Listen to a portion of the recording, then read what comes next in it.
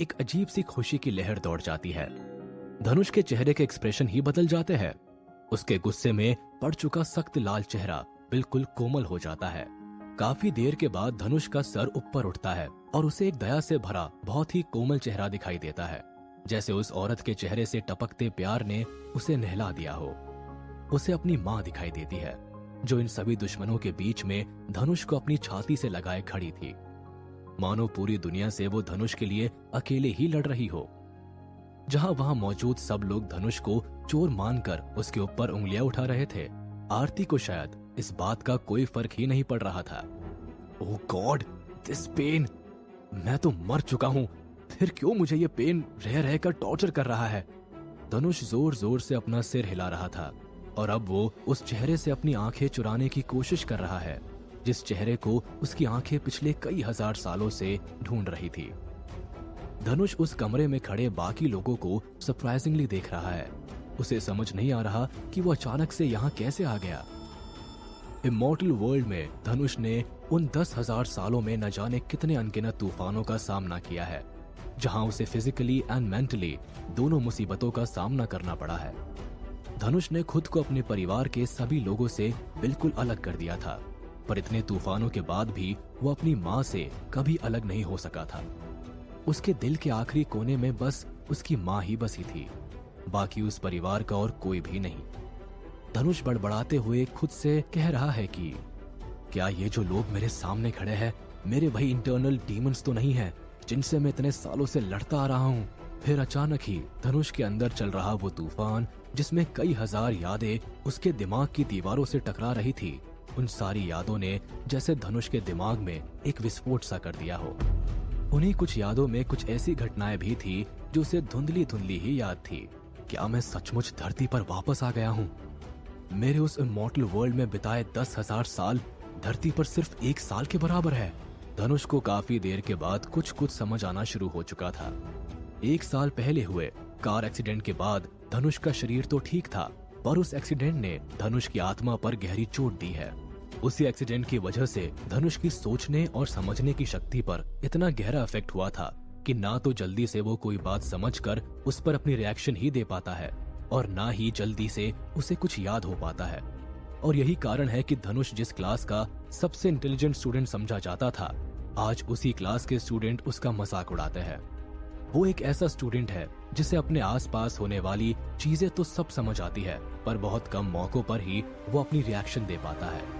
लेकिन धनुष के दिमाग में वो सारी यादें इकट्ठी होती रही है जो पिछले 1 साल में उसके साथ हुई है, जिससे उसे ये समझ आया कि पिछले 1 साल में अर्थ पर क्या क्या हुआ है। धनुष की आत्मा का एक हिस्सा अब मृत्यु की दुनिया यानी इमॉर्टल वर्ल्ड में फंस कर रह गई थी, जहाँ का वो हीरो बन गया था। धनुष उस वर्ल्ड में पिछले 10,000 साल से बिल्कुल राजा की तरह जीता आया है, लेकिन वो ये नहीं जानता था कि उस अमृत्य संसार में जब उसकी मृत्यु हो जाएगी तो उसकी आत्मा वापस उसे इसी धरती पर लाकर फेंक देगी, जहाँ उसके 10,000 साल सिर्फ 1 साल के ही बराबर होंगे। अचानक से धनुष अपने सर को जोर जोर से हिलाने लगता है और जोर से चिल्लाकर कहता है, परियों की रानी सोमती, महान राजा जोनू और राक्षस धूमकेतु, जिस दिन मैं दोबारा इस अमृत्य संसार में जन्म लूंगा वो दिन तुम्हारे जीवन का आखिरी दिन होगा। धनुष गुस्से में है और गुस्से में अपने होठों को दांतों से दबाकर उसकी कही ये बात वहाँ खड़े सभी लोग सुन लेते हैं, जिन्हें समझ ही नहीं आ रहा वो किसके बारे में बात कर रहा है। और धनुष की माँ आरती की आंखें तो अपने बेटे का गुस्से में बिगड़ा हुआ चेहरा देखकर जैसे कांप ही उठी थी। घर के नौकर और मेहमान तो सोच रहे थे कि धनुष को कोई पागलपन का दौरा पड़ गया है। आरती भी अपने बेटे की चीख सुनकर डर जाती है और उसे कस के जकड़ लेती है और उससे पूछती है, धनुष क्या हुआ बेटा? धनुष के डरे हुए चेहरे पर पसीने और उसके कांपते शरीर को देखकर वहां खड़े सभी लोगों को उस पर तरस आ रहा है, क्योंकि उन लोगों ने कहीं न कहीं आरती को ही हमेशा उसकी हालत का जिम्मेदार माना है। आरती ने कभी ये नहीं सोचा था कि उसका हंसता खेलता बेटा किसी दिन ऐसे पागलों की तरह हरकतें करने लगेगा। इसके अलावा अगर देखा जाए तो धनुष की हालत के सबसे ज्यादा जिम्मेदार उसके आसपास के वो लोग भी है जो उसके परिवार से बहुत क्लोजली जुड़े हैं। ये लोग अब उसकी मदद तो नहीं कर सकते, मगर उन सब की आंखों में वो गिल्ट और डर साफ साफ देखा जा सकता है। धनुष का चेहरा बुरी तरह डर के कारण कांप रहा है और उसकी माँ रोते हुए बार बार अपने आंचल से उसका पसीना पोंछने में लगी हुई है। तभी उस शांति से भरे हुए कमरे में एक कर्कश आवाज बहुत तेजी से आई। धनुष, ये बकवास बंद करो। तुम एक नंबर के ड्रामेबाज हो और ये क्या बकवास कर रहे हो तुम? परियों की रानी सोमती, महान राजा जोनू और राक्षस धूमकेतु, हमने तो कभी कोई ऐसा गेम नहीं खेला जिसमें नाम से कोई भी प्लेयर्स हो। तुम पैसे चुराने के बाद ये ढोंग कर रहे हो। और ये आवाज थी उसकी कजिन तन्नू की, जो धनुष की हालत को एक ड्रामा समझकर बहुत तेज गुस्से में चिल्लाई थी। नालायक, गधे, अब तुझे ये भी पता है कि पागलपन का बहाना कैसे करे? मुझे तो लगा कि तू सच में ही पागल हो गया है, पर अगर तू ये समझ रहा है कि ये पागलपन का ड्रामा करके तू हमारे 3000 रुपए गटक जाएगा, तो ये तेरी बहुत बड़ी भूल है। मैं तुम दोनों माँ बेटे को बहुत अच्छे से बता देती हूँ कि जब तक तुम दोनों वो 3000 रुपए वापस नहीं कर देते, तब तक तुम यहाँ से बाहर नहीं जा पाओगे। धनुष की मामी मानवी ने उन दोनों माँ बेटे को जैसे चोर मान ही लिया और सावधान भी कर दिया। जैसे ही धनुष चिल्लाया था, वो समझ चुका था कि वो अपना आपा खोकर कुछ ज्यादा ही बोल चुका है, जिसकी वजह से सब उसे यहाँ पागल समझ रहे हैं। लेकिन वहाँ खड़े सभी लोगों में सबसे ज्यादा चिंता धनुष को अपनी माँ की थी, जो लगातार रोए ही जा रही थी। उसे इस बात का कोई दुख नहीं था कि बाकी के लोग उसे क्या समझेंगे, लेकिन उसकी माँ को उसकी ये हालत देखकर कितना दर्द हो रहा होगा, धनुष के दिमाग में बस अब यही चल रहा था। इसलिए उसने जल्दी से जल्दी खुद को संभाला और रोती हुई अपनी माँ के आंसू पोंछने लगा। धनुष अपनी रोती हुई माँ आरती से कहता है, माँ मेरी चिंता मत करो, मैं तो बिल्कुल ठीक हूँ। ये सब वहाँ खड़े सभी लोग देख रहे थे, लेकिन मानवी को ये सब कुछ उन माँ बेटे का मिला जुला ड्रामा लग रहा था, ताकि वो 3000 रुपए उन्हें वापस ना करने पड़े। इसलिए मानवी का चेहरा देखकर ही लग रहा था कि वो कितने गुस्से में है। तभी तन्नू, उसके कजिन ने एक बहुत अजीब और बद्धी सा ताना उन दोनों पर दे मारा। तन्नू कहती है, राक्षस राक्षस को ही जन्म देता है और देवता देवता को ही जन्म देता है।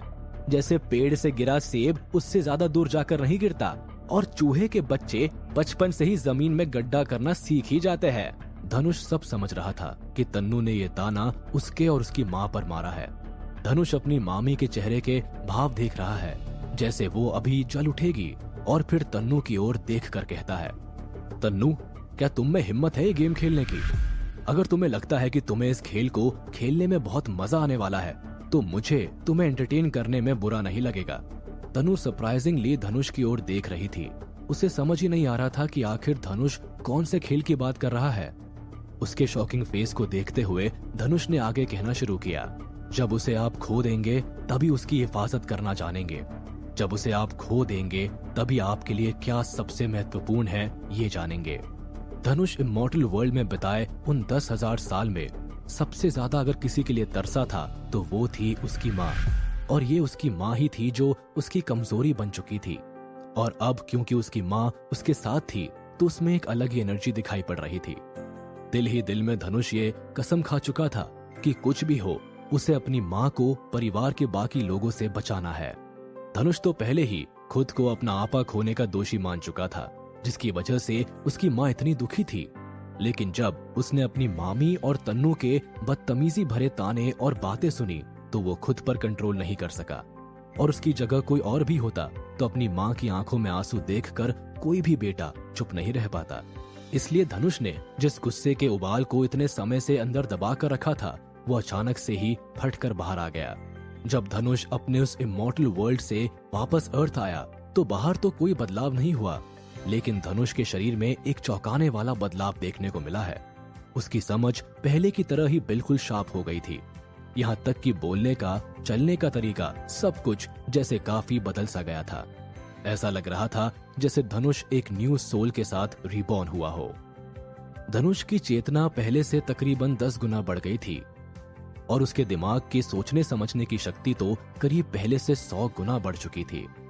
उस घर में उसके आसपास जो कुछ भी हो रहा था, धनुष की आंख और कान ने वो सब कुछ देखा सुना था, और सब कुछ उसके दिमाग में एक कंप्यूटर के हार्ड डिस्क की तरह सेव हो रखा था।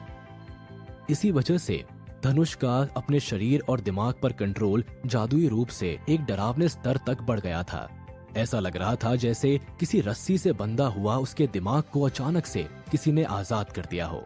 सभी बंधनों से अब वो आजाद हो चुका हो और अब उसके सामने सचमुच एक बिल्कुल नया संसार हो। वो 10,000 साल जो धनुष ने उस इमॉर्टल वर्ल्ड यानी अमृत्य संसार में बिताए थे, वहाँ चाहे वो कोई बड़े अधिकारी का पोता था या फिर एक सुप्रीम वॉरियर, धनुष एक बड़ी पोजीशन पर था और वहाँ सब उसके आदेशों का पालन करते थे। और अब इस वर्ल्ड में जहाँ वो खुद अपने मामा के घर में अपनी माँ के साथ उनके एहसानों पर जिंदा था, उन लोगों के लिए उसका ये हावी बिहेवियर को एक्सेप्ट करना इम्पॉसिबल था। इसीलिए जब धनुष उस कमरे में चिल्लाया तो वहाँ खड़े लोगों के लिए ये बहुत सरप्राइज की बात थी, क्योंकि हमेशा चुप रहने वाला लड़का जुबान कैसे खोल सकता है, और वो भी अपने मामा मामी के सामने। कमरे में मौजूद सब लोग कुछ मोमेंट्स के लिए ऐसे शांत हो गए थे जैसे कि वहाँ कड़ाके की बर्फ पड़ गई हो। उसके मामा मामी तो धनुष का ये रूप देखकर ऐसे बैठे थे उनके गले में किसी ने फांसी का फंदा बांध दिया हो ताकि उनके गले से एक भी शब्द ना निकल सके। पर अब उस कमरे में पड़ी बर्फ धीरे धीरे पिघल रही है। तभी उसके मामा अर्चित गुस्से में उस पर चिल्लाते हैं, धनुष, तुझे किसने परमिशन दी हमारे सामने ऐसे चिल्लाने की? अपने से बड़ों के सामने कैसे बात करते हैं? इस बात की भी तमीज भूल गया तू? क्या यही सब सिखाया तेरी माँ ने तुझे? एक तो जिस घर में रहते हो उसी में चोरी करते हो और ऊपर से बदतमीजी भी। धनुष का मामा अर्चित उसके ऊपर चिल्ला तो रहा था, लेकिन कहीं न कहीं वो भी धनुष का ये रौद्र बदला हुआ रूप देखकर घबरा गया था। लेकिन जैसे धनुष ने अपने मामा के बेटी तन्नू को गुस्से में जवाब दिया था तो अर्चित ने बोलना जरूरी समझा। लेकिन अर्चित भी ये समझ चुका था कि अब धनुष पहले जैसा मासूम बच्चा नहीं रहा है और ये सचमुच उसके लिए एक बड़े डर की बात है। और हुआ भी वही जिस बात के लिए अर्चित डर रहा था, क्योंकि अब उसका भांजा धनुष शांत रहने वालों में से नहीं था। धनुष ने भी अपने मामा अर्चित की बात का जवाब कुछ उनके ही अंदाज में दिया। मुझसे कौन सी इज्जत की बात करते हो तुम मामा? जरा सोच कर देखो, क्या तुम्हें हक है ऐसी बात करने का? अब अर्चित अपना खुला मुंह लेकर उसकी बात चुपचाप सुन रहा था। और अर्चित ही क्यों, वहाँ मौजूद बाकी सभी लोग, धनुष की मामी मानवी और उसके बच्चे अन्नू और तन्नू, यहाँ तक कि घर के सभी नौकर चाकर भी धनुष की ओर ही एकटक देख रहे थे। और जैसे सब इंतजार कर रहे हो कि अब आगे धनुष और क्या बोलेगा या इतना कहकर चुप हो जाएगा। लेकिन धनुष तो जैसे आज चुप होने की सोच ही नहीं रहा था। और वो बच्चा चुप होता भी कैसे जिसकी माँ को सबके सामने उसके अपने मामा ने ही बेइज्जत किया हो। नेक्स्ट चैप्टर में सुनिए, क्या धनुष से इतनी बेइज्जती के बाद उसका मामा अर्चित उसे छोड़ देगा? आखिर क्या राज है उन गायब हुए 3,000 रुपयों का? जानने के लिए सुनते रहिए धनुष की कहानी द इमॉर्टल वॉरियर, सिर्फ पॉकेट FM।